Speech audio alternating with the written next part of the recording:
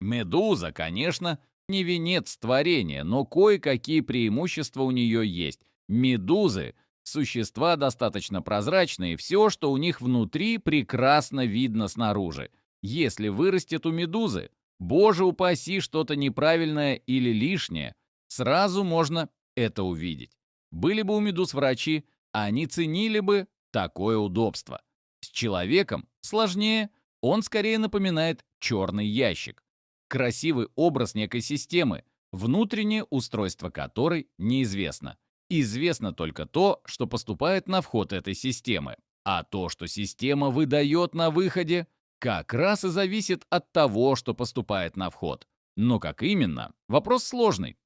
С глубокой древности врачи подходили к пациенту как к черному ящику. Появляется нежелательный выходной сигнал. Скажем, болит живот, причем нигде попало, а справа. Почему болит, не видно, это под кожей не разглядеть. Надо попробовать подать на вход полезный сигнал. Например, отвар некой травы, может быть, станет лучше. А какой травы? Было бы хорошо увидеть, что же там у человека под кожей. Но этим долго запрещали даже интересоваться. Анатомировать труп считалось грехом. Первое вскрытие, разрешенное Ватиканом, произвел Мандино де Луци в 1315 году. До этого все верили Галину, утверждавшему среди прочего, что у мужчин больше ребер и зубов, чем у женщин.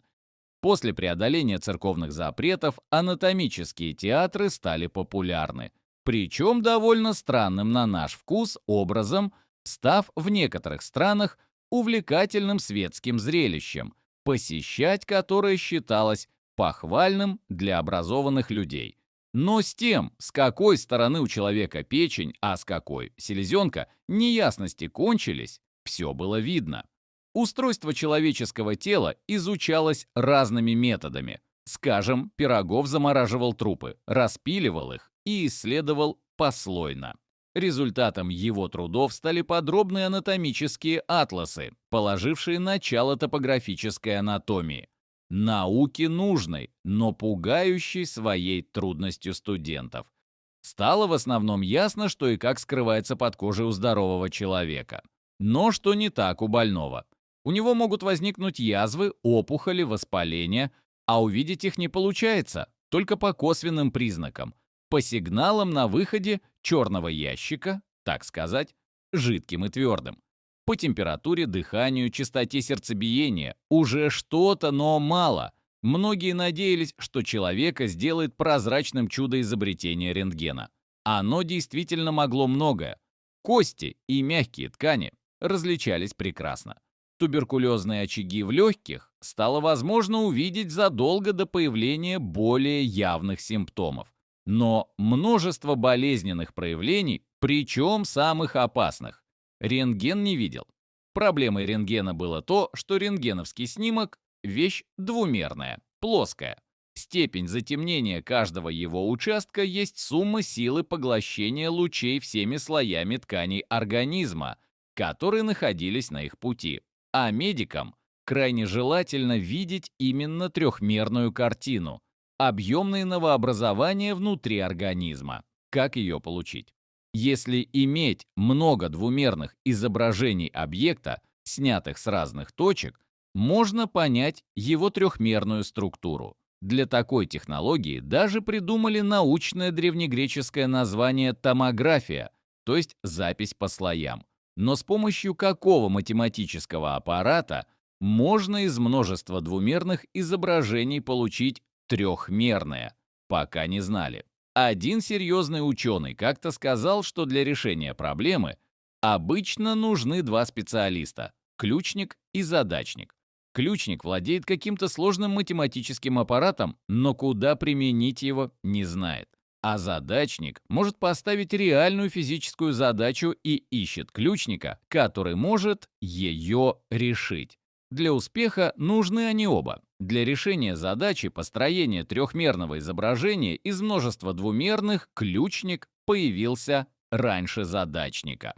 Австрийский математик Иоганн Радон еще в 1917 году разработал интегральное преобразование функций многих переменных, пригодное для разрешения этой проблемы. Но на долгое время остался незаслуженно забытым. Задачника не нашлось. К одной и той же цели чаще всего ведет множество разных путей. В 1963 году южноафриканский математик Алан Кармак, работающий в США, решил ту же задачу, что и Радон, но несколько иным путем. Со временем открытия ему повезло больше, чем Радону. Появилось множество новых наработок, позволивших поставить ранее немыслимые задачи. В 1969 году английский инженер Годфри Хаунсфилд смог реализовать идею компьютерной томографии в приборе, который он назвал Эми-сканером в честь фирмы грамзаписи Эми Рекордс, которая так много заработала на контракте с Beatles, что смогла профинансировать эту разработку. Видите, от хорошей музыки бывает не только удовольствие, но и польза. Первый Эми-сканер, предназначенный только для сканирования головы, заработал не сразу. Тестовые испытания на коровьих головах показывали черте что. Но как только Хаунсфидл заменил поставщиков голов, обратившись в кошерную мясную лавку, все стало получаться. Просто в них скот забивали по старинке, а не электроразрядом в голову, разрушающим мозг. Дебют прибора в медицине оказался столь успешным, что уже в 1979 году Кармак и Хаунсфилд получили за разработку компьютерной томографии КТ Нобелевскую премию.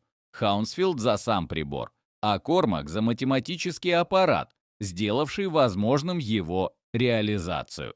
Вот что получается, когда ключник и задачник находят друг друга. Буквально через несколько лет появился новый вид томографии, основанный на физическом явлении ядерного магнитного резонанса, ЯМР.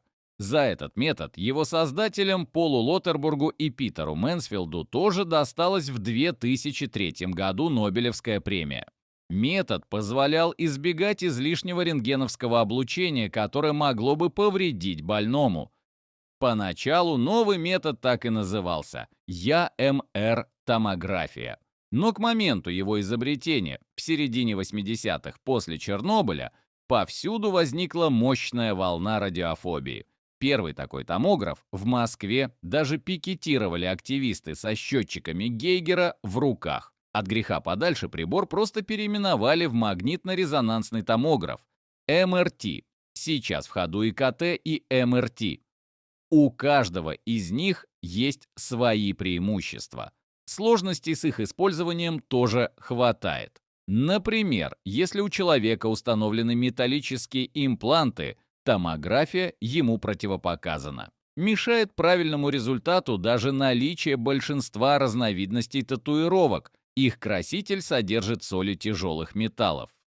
Для улучшения изображения часто используют рентгеноконтрасты, вводимые пациенту в кровь. Но при ряде заболеваний, например, почечной недостаточности, это тоже опасно. Правда, исследования можно проводить и без контраста, несколько потеряв в качестве. Отказывают и полным пациентам, они в стандартный томограф просто не помещаются.